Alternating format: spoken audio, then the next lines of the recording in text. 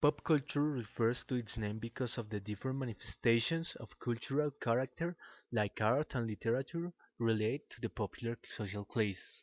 Nowadays, the pop culture has extended to around the world thanks to commercialization between different countries. For this reason, it's a common culture to different societies because the pop culture is related to many manifestations like jazz, rock, heavy metal in terms of music, or in literature with genres like science fiction and fantasy. In conclusion, every time we have contact with the pop culture in its different expressions. Well, in the pop culture we have different style of music, but on one of the most important genres in the American pop culture is the rock and roll.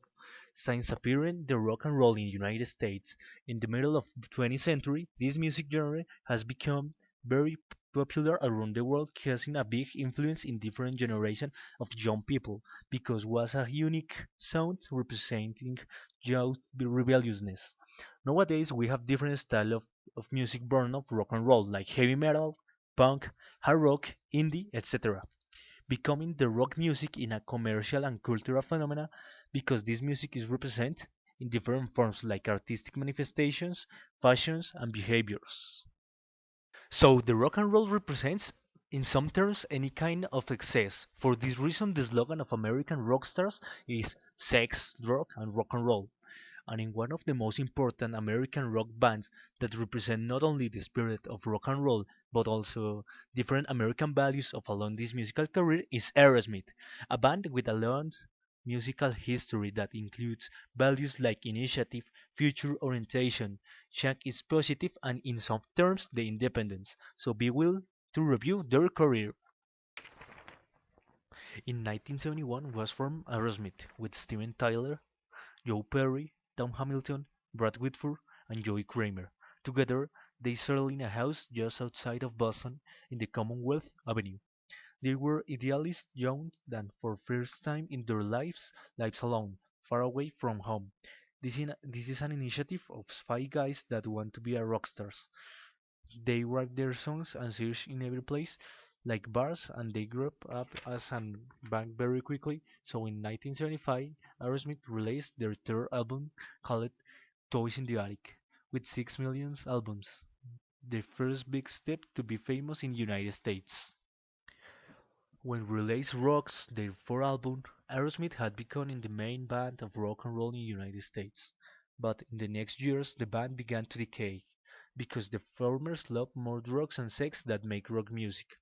Also, they had internal problems caused by the ego, and this turn results in the departure of Joe Perry to be a soloist, but with a few results in comparison with the work of Aerosmith. The individualism of all members was present more than once because Aerosmith was divided in 1997, and each of the band members works in separate ways. Steven and Joe work in Miami, Brand and Tom in Boston, and Joey Kramer work alone in other part of Boston. But after that, they talked with each of members and played music together again.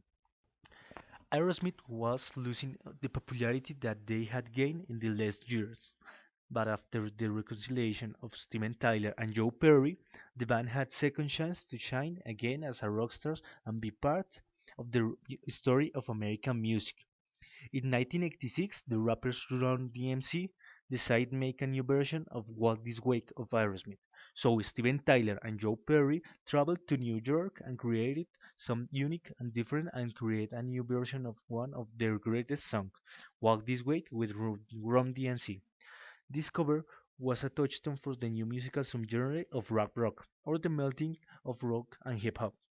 It became an international hit and won both groups a Soul Train Music Award for Best Rap Single in 1987. After the success of Walk This Way, Aerosmith returned to fame and tried something new on their musical career. Leave the drugs and do more rock music. And this change came with the album Permanent Vacation, that it got a silver, gold, and platinum certification at a new generation of fans.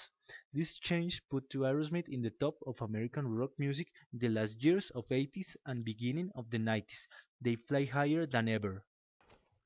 In the new millennium and after 30 years of career, they're still together and be an important musical force gathering the first number one hit, I Don't Wanna Miss a Thing, And the guys got even higher in 2001 with Aerosmith's Super Bowl halftime performance with the biggest stars of pop, hip hop, and soul, and soon after that, Aerosmith was inducted into the Rock and Roll Hall of Fame.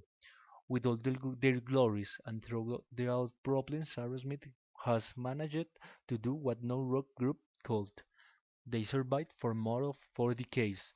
They realized their dreams, being a rockstars, and nowadays Aerosmith called America's greatest rock and roll band. In conclusion, Aerosmith is a truly American icon. They survived for more of 4 decades with the same members to the beginning and represents the rock music through different generations in all the world and have come values of Americans. This band has been inspiration for many iconic bands in the United States in different styles of rock and roll, like grunge with Nirvana, Alice in Chains, and Stone Temple Pilots, in heavy metal and hard rock with bands like Metallica, Skid Row, and Bon Jovi. And all of these bands owe their love of rock music to Aerosmith, so this band is an important icon in the United States and in the musical industry.